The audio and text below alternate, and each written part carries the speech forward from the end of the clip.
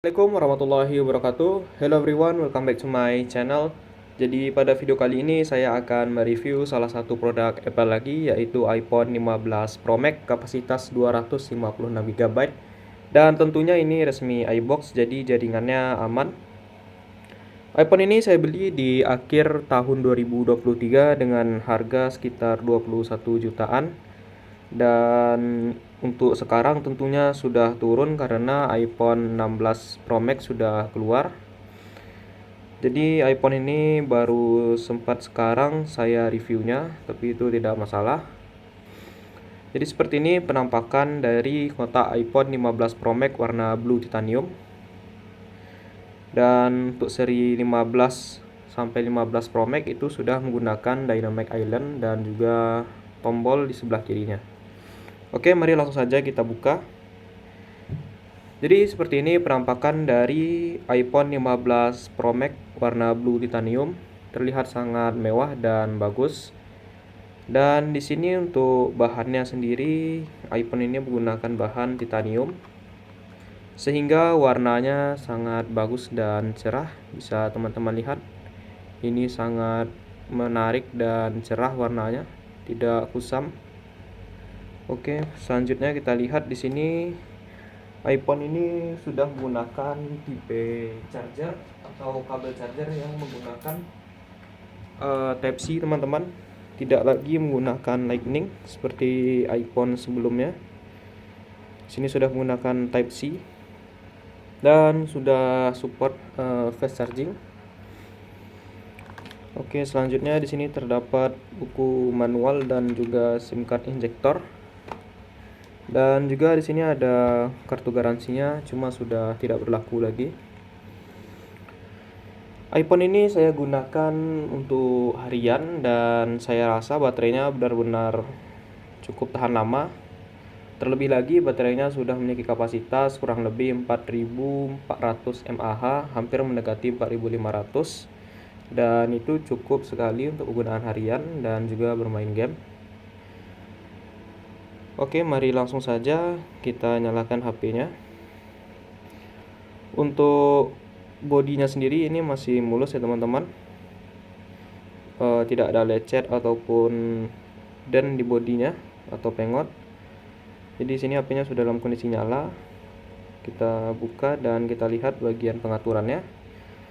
Kita ambil umum, kita ambil mengenai, dan di sini bisa kita lihat ini PA garis miring A yang menandakan bahwasannya iPhone ini resmi iBox. Jadi jaringannya tidak bakalan diblokir. Dan untuk penyimpanannya iPhone yang seri Pro Max sudah menggunakan penyimpanan 256 GB. Dan tentunya ini sangat cukup sekali. Terlebih lagi saya tidak terlalu suka membuat video ataupun mengambil gambar, dan hanya cukup untuk menyimpan data WhatsApp ataupun game. Ini saya rasa sangat cukup sekali.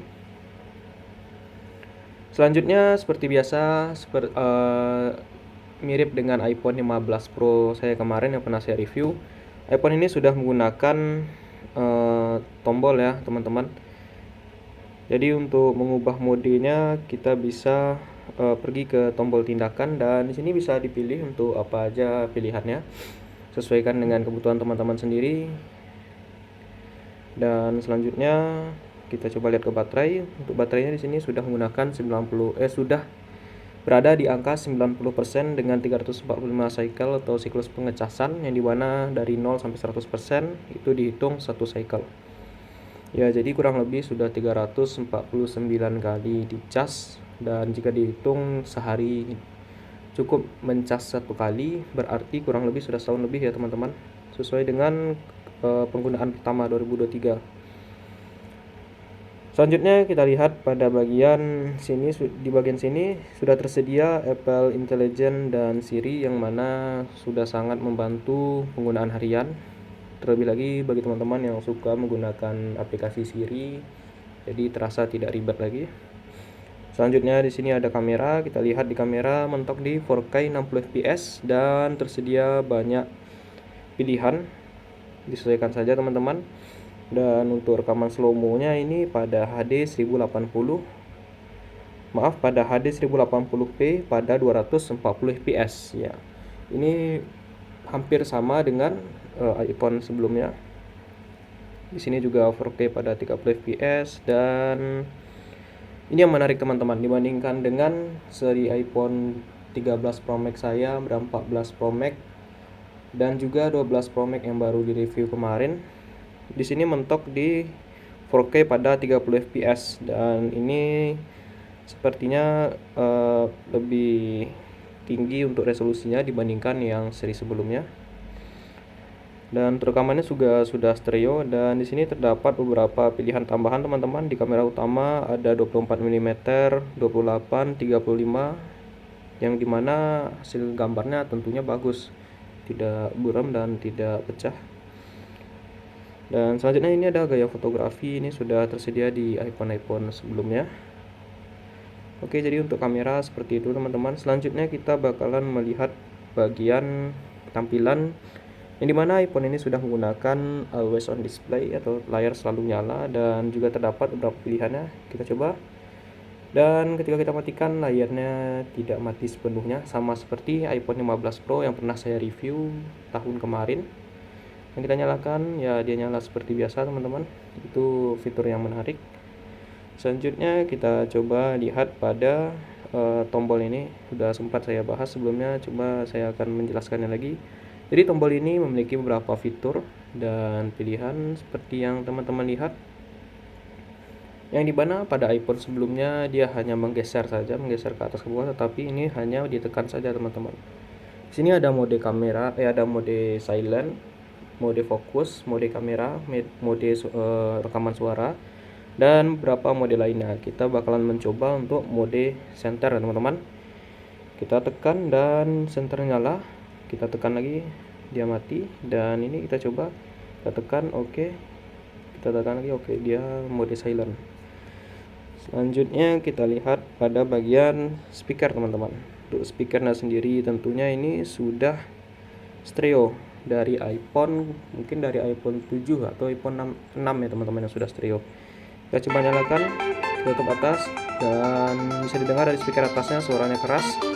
Kalau kita tutup, dari bawah juga keras teman-teman. Ini menunjukkan bahwasannya iPhone ini sudah menggunakan speaker stereo yang jelas dan jernih suaranya. Oke, selanjutnya kita coba keluar. Kita mencoba kamera dari iPhone 16 Pro Max ini.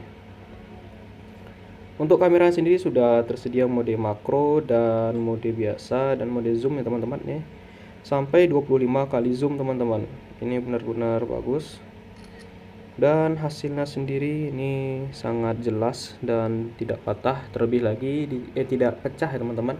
Terlebih lagi sudah ditambah dengan AI atau intelligent artificial. Jadi gambar yang dihasilkan ini lebih jelas dan jernih, dan membantu pemrosesan gambar pada sistem iPhone sendiri. Di gambar yang dihasilkannya jadi lebih bagus teman-teman. Jadi ini pada mode 24 mm sekali zoom, 2 kali, dan sampai 5 kali teman-teman. Kita coba ambil gambar. Hasilnya seperti ini, bisa teman-teman lihat sangat bagus sekali. Ini sangat cocok bagi teman-teman yang suka mengambil foto ataupun punya bisnis jualan produk yang memerlukan contoh sampel gambar yang bagus. Jadi HP ini sangat mendukung ya teman-teman. Selanjutnya kita coba bagian zoomnya terlebih dahulu ya. Meskipun sudah kita coba lagi, kita ambil objeknya ini, dan kita ambil, bisa dilihat itu hasil gambarnya bagus teman-teman. Bentar, kita coba yang ini aja. Dan di sini bisa dilihat hasil gambarnya sangat jernih, dan angka yang ada di jamnya terlihat sangat bagus. Jika kita lihat dari sini, ini sangat kecil teman-teman tulisan atau angkanya. Dan ketika di zoom ya hasilnya jadi jelas. Ini sangat menarik teman-teman. Oke, selanjutnya kita coba mode video. Di sini ada mode ProRes, dan ini bisanya kalau tidak salah di 2K teman-teman pada 30 fps, tapi ini 4K dia tidak mendukung. Jadi kita coba aja mode action, yang dimana mode action ini berguna ketika teman-teman sedang beraktivitas atau sedang berlarian dan ingin merekam suatu objek Video yang dihasilkan tidak bakalan goyang dan stabil teman-teman. Dan ini benar-benar berguna sekali. Kita coba prosesnya dan bisa ya teman-teman. Kita matikan ini dan seperti ini bentukannya. Kalau untuk yang ProRes ini sepertinya karena dia mode makro ya teman-teman, objeknya terlalu dekat. Jadi ya kurang lebih seperti ini. Atau mungkin kamera agak kotor, saya coba lap.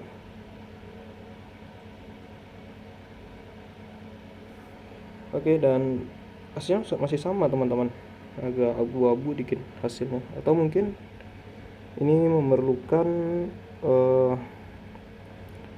cahaya ya teman-teman.